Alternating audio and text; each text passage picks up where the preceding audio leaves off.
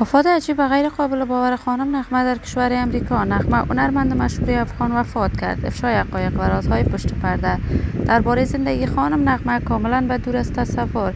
نغمه در کدام کشور بوده است؟ مصروف چه کارباری بوده است؟ آیا خبر مرگ نغمه حقیقت داشته است؟ گفتنی های تازه فامیل نغمه در این باره.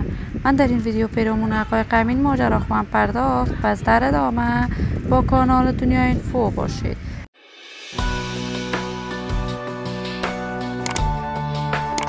سلام و سلامتی نثار تک تک شما دوستان نهایت ارجمند کانال دنیا اینفو. شما را خوش آمدید میگم به یکی دیگر از ویدیوهای جذاب و دیدنی این کانال.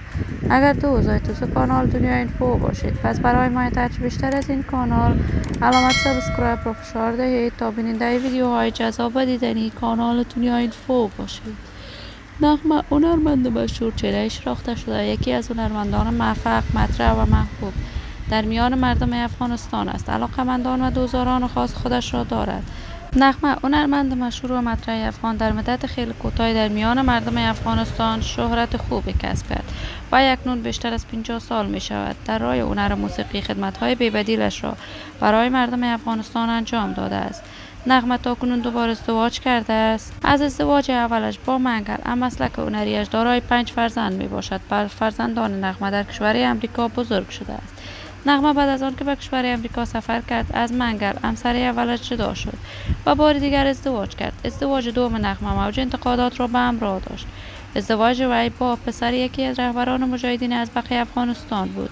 نغمه در کشور امریکا هم به کارهای هنر موسیقیش میپردازد، اما مدت 1 سال می شود از راه هنر موسیقی به دور است.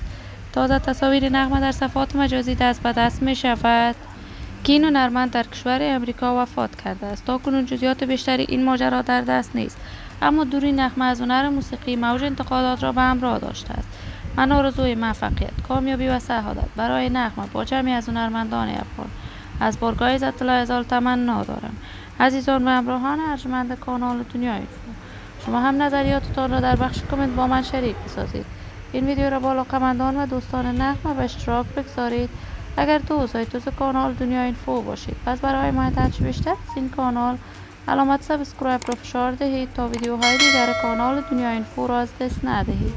تا درود دیگر، تمام شما خوبان را بالای من امانت گذاشته و فقط کامیاب باشید.